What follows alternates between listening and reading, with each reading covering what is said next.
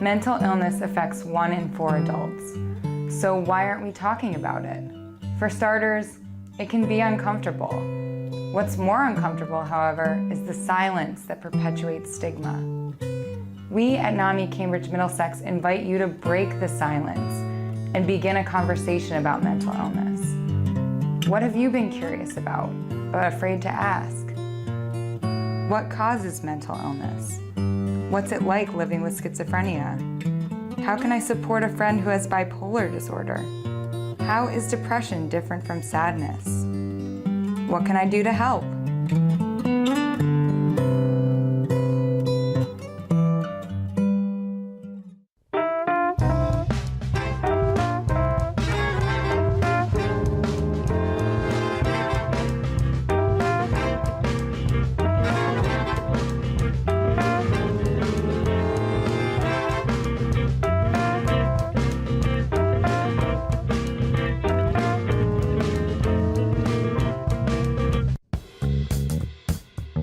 Did you know that when you buy a used car, if the vehicle fails inspection within 7 days of the purchase date, you can cancel the contract? If the car fails inspection, you have 7 more days to get an inspection employee to write down the reasons why the vehicle failed and write an estimate of the cost to repair the safety or emissions problems. If the cost is 10% of the purchase price, then you can notify the seller that you intend to void the contract. Even if the car has an inspection sticker when you buy it, get the car inspected.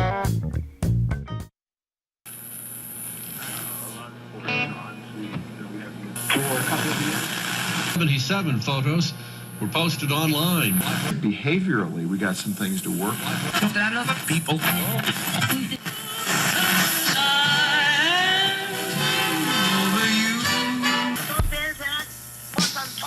In Newport, sunny and 39. And at Block Island, sunny and 39. In Rockville, sunny and 39. And at New Haven, sunny and 43. In New York State, at Albany, mostly sunny and 41. In New York City, sunny and 45. And in Islip, sunny and 42. And across northern New England, at Burlington, sunny and 46.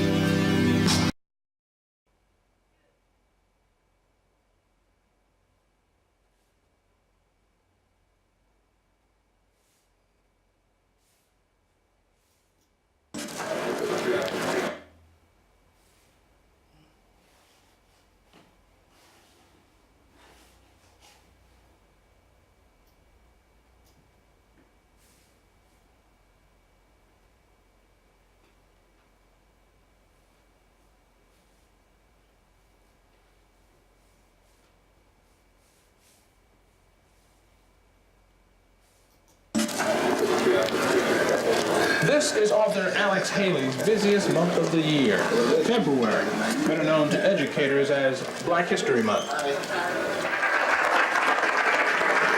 This month, February 1991, I will speak at 32 different places before the end of the month. I'm on the trail homeward now. This afternoon, Haley shared stories and ideas about history and his works with students and faculty at Harvard University. This evening, he was the featured speaker at Salem State College. Because he is best known for writing the epic story of his own family, Roots, Haley's wisdom is in great demand during the observance of Black History Month. But he admits that that interest wanes in some quarters during the rest of the year. People, what is your message to your audience these days? I guess if there's a central message, it's that we tend to talk about black history as if it's something almost alien to American history, as if it's something apart from American history. My message, if I have a message, is kind of that when you say, or if you say, I know American history, then also you are saying trustfully that you know black history, because it's a component part. You cannot know American history if you do not know black history. You cannot know American history if you don't know Native American history, the Indians, and so forth. The whole thing is a mix of different, what we tend to now separate as different pieces and structures of history. But Haley says he is not a man who likes to foster controversy, even though he is well known for documenting the life of one of this century's most controversial black leaders, Malcolm X. But from the beginning of recorded time, history and controversy have gone hand in hand. Criticized because of what is left out, what is put in, and because of who is keeping score, history is a powerful thing, something Haley learned firsthand as he traced his own family tree back to the shores of Africa.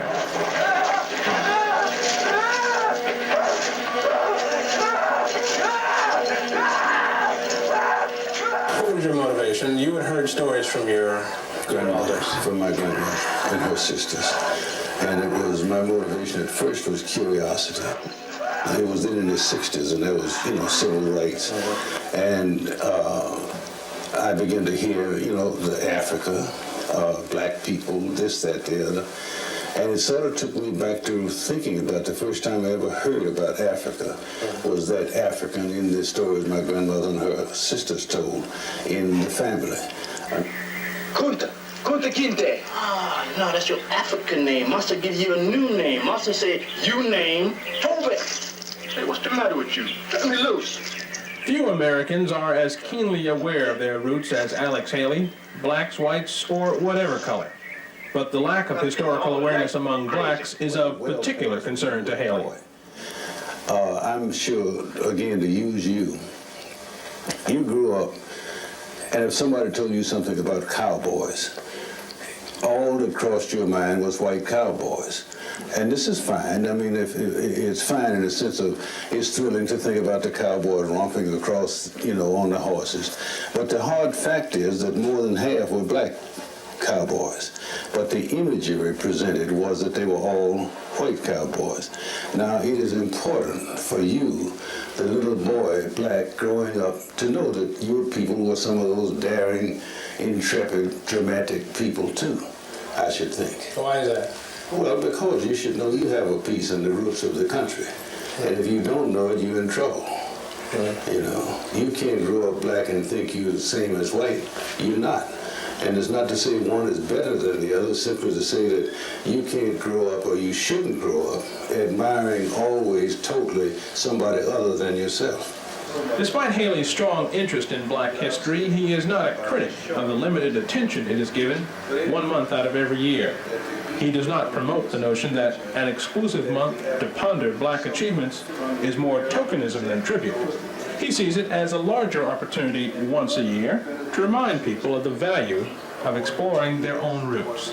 The way things are, the reality world is, I really do think that we need some specific area of time, a la this month, to make a particular point about black history, and hope that each year as it goes along and each month cumulatively will leave a little bit more imprint upon the popular total perception of this role, this piece, this component of American history.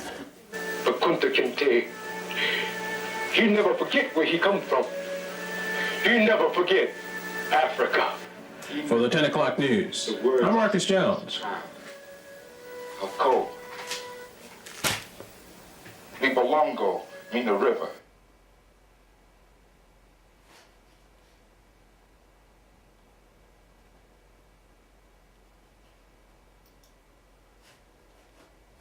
Everyone's special, Dad.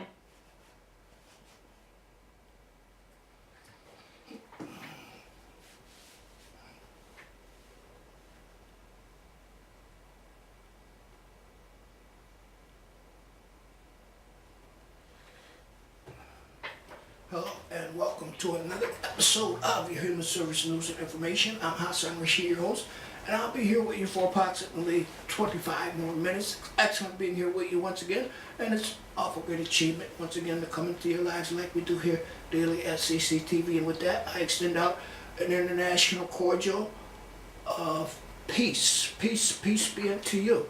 Okay, I guess you wonder, well, I guess some of you may be in suspended animation, and some of you may know exactly what that opening video represented. That was a presage for the things to come next month. That's Black History Month, just about a week away, Black History Month. That was the video depicting the visit of the late and great Alex Haley to Cambridge. He came to Harvard University, and that gentleman with him was, I think, was Dr. Coulter, Professor Coulter, Dr. Coulter.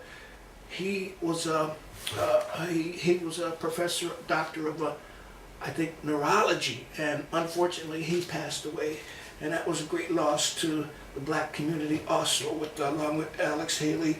Great loss to the black community. But if time permits, we're going to try to get back to that video and continue to presage the month to come. That's February, Black History Month. Okay, I'd like to remind you that the Cambridge Winter Farmers Market are in full swing now. Every Saturday, there's the Cambridge Winter Market here in Cambridge, and okay, the location, there's two. As a matter of fact, there's not only one Winter Farmers Market here in Cambridge. There's another one. There's another one where you can go and procure fresh produce, dairy products, etc., etc. You got to go down and see for yourself. There's such a great variety of items that they have there. Okay, there's a Cambridge Square Farmers Market that's open all year round, and that's from 12 p.m. to 6 p.m. Sunday 10 a.m. to 3 p.m. at the Charles Hotel Courtyard. Charles Hotel Courtyard, 1 Bennett Street. Okay, so and there's also a second, number 2. The Charles Square Farmers Market they run it from Friday and Sundays. Okay, so the second one is Cambridge Winter Farmers Market. They only run it on Saturday. That's Cambridge Community Center Gymnasium, 5 Calendar Street. They accept EBT at this one, and SNAP. That's the former food stamp program. And they're at 5 Calendar Street. That's the Cambridge Winter Farmers Market. So you'll be hearing more about that throughout the winter months here. Okay, all right. I'm Hassan Rashid, your host. Okay, and once again, I'll be here with you for about 20 more minutes. Okay, to be exact. Okay, families and communities are stronger when they have access to the vital building blocks of health and well-being.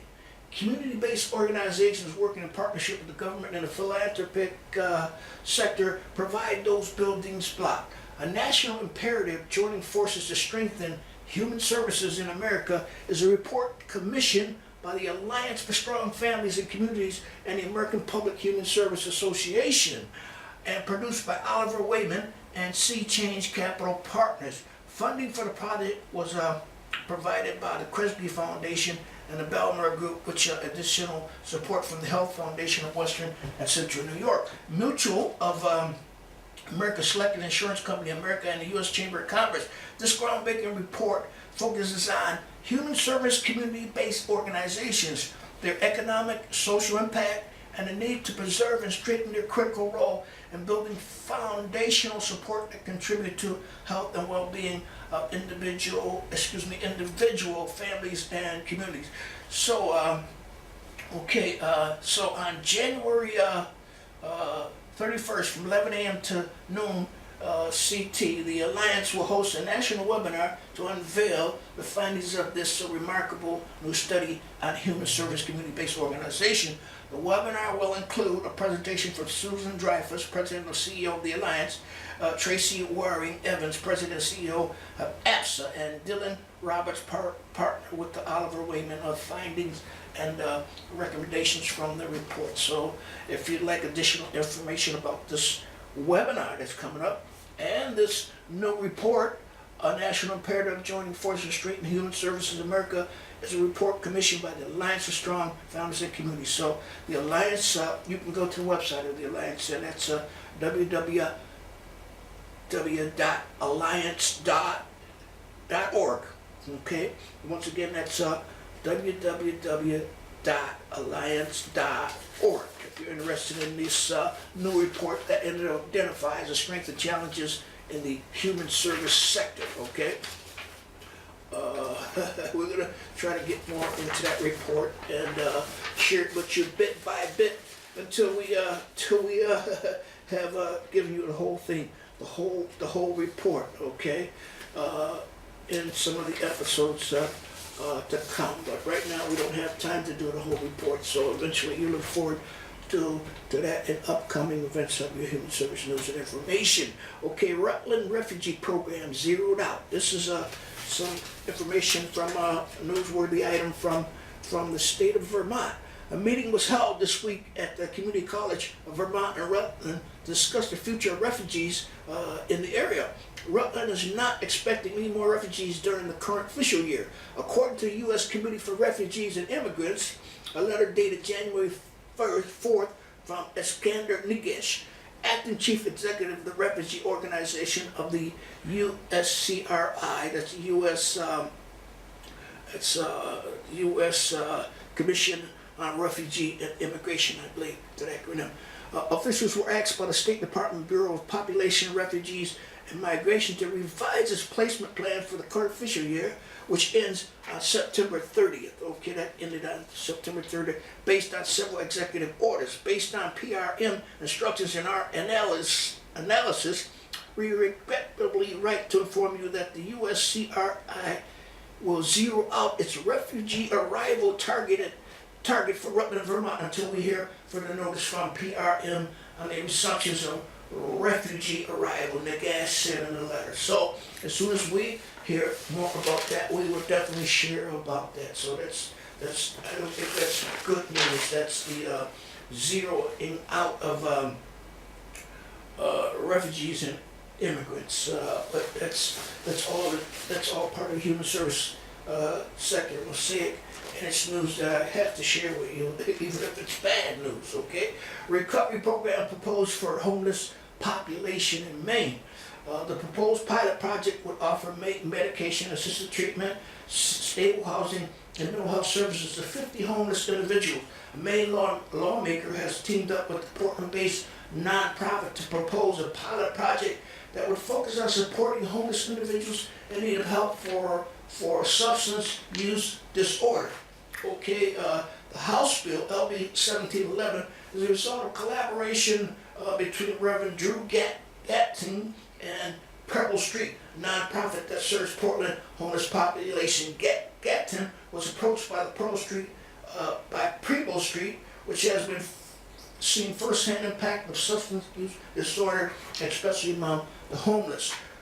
Quote, we keep talking about it, but clearly we are not doing enough, said Gatton. According to the Portland Press Herald, this bill seeks to address the problem the people at Preble Street brought to me, but it is a statewide problem. So Cambridge is not the only place, Massachusetts is not the only place that's struggling with Indian eradicating homelessness. That was an item from out of state. That was an item from Maine.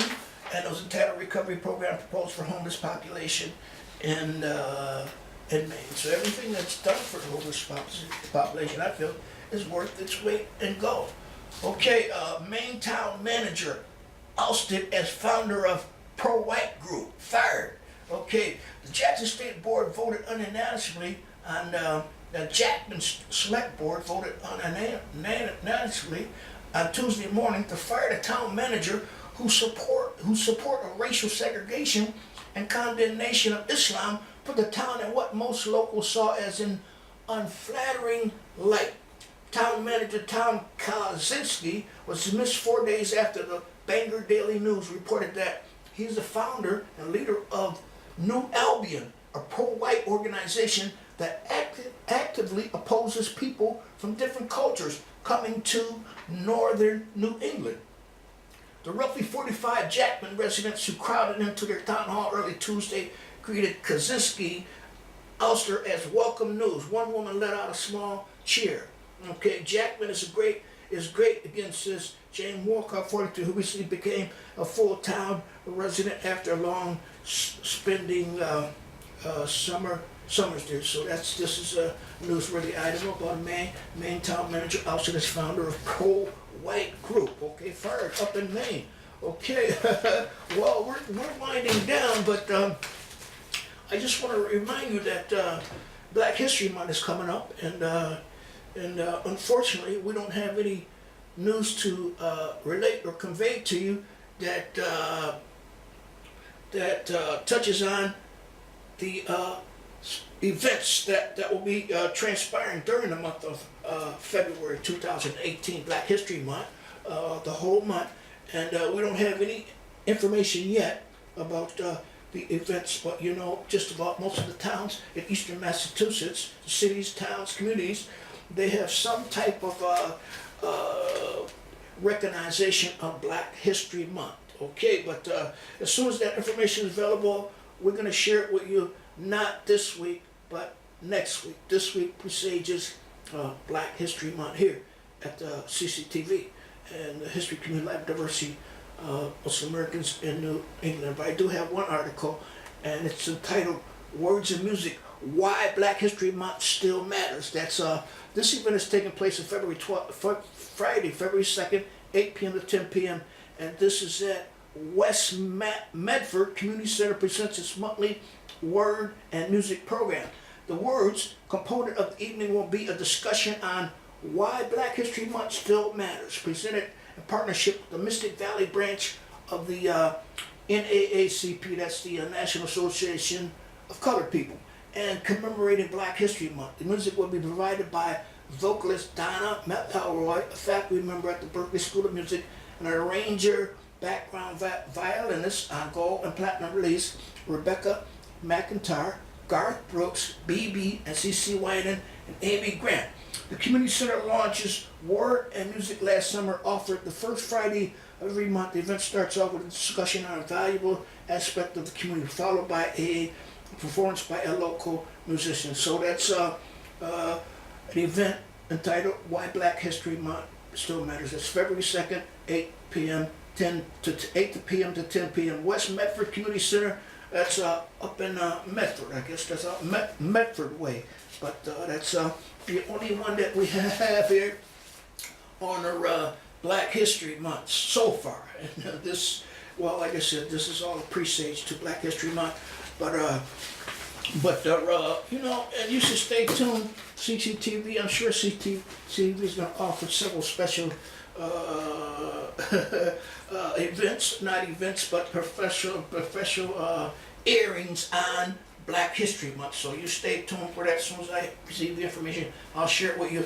But I tell you, everything that you need to know about CCTV is right here in the open studios. You can pick it up as you walk by CCTV 438, right in front of CCTV 438 Massachusetts, in the little booth or stand in front of the building. Or if you don't see it there, you come right on in and request your copy of Open Studio, the Cambridge Community Television newsletter. Okay, I don't think there's time for much more, but I do have a short announcement that I can share with you, and that's Envision Cambridge Housing Working Group to share with you before I have to just leave for another day. Okay, Envision Cambridge Housing Workshop Group. This is Envision Cambridge, and they're doing a lot of work with the Cambridge City Master Plan, and they're the housing component of the city master plan Well, they're working on this. They're a working group and they're working on it. That's the Envision Cambridge Housing Working Group,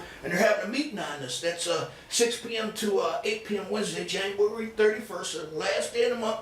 Location Citywide Senior Center, 806 Massachusetts Avenue, and neighborhood citywide. So if you'd like additional information on this, that's the Envision Cambridge Housing Working Group, and this meeting, 6 p.m. to 8 p.m. That's Melissa. You contact Melissa Peters. That's MPETERS at cambridgemod.gov, or you can call her. That's 617-349-4605. Okay, and once again, 2 Cambridge Farmers Market. That's Charles Square Farmers Market. That's the Cambridge Winners Farmers Market. That's every Friday and Saturday at the Charles Hotel Courtyard, 1 Bennett Street, and Saturday, Cambridge Winners Farmers Market, 5 Calendar Street, 10 a.m. to 2 p.m. I'm Hassan Rashid. You know, it's always excellent being with you. We never have enough time to do what we want to do, but there's always the next time, and we can just chip away at presenting you human service news and information, etc. Newsworthy information from the human service sector and MOSAIC. Okay, we're going to try to get back to that video again. That's when Alex Haley came to Cambridge, okay? And he was... Which is another way of saying no one is. He was the author of Roots, okay? This is author Alex Haley's busiest month of the year, February, better known to educators as Black History Month. This month, February 1991, I will speak at 32 different places before the end of the month. I'm on the trail homeward now. This afternoon, Haley shared stories and ideas about history and his works with students and faculty at Harvard University. This evening, he was the featured speaker at Salem State College. Because he is best known for writing the epic story of his own family, Roots, Haley's wisdom is in great demand during the observance of Black History Month, but he admits that interest wanes in some quarters during the rest of the year. People, what is your message to your audience these days? I guess if there's a central message, it's that we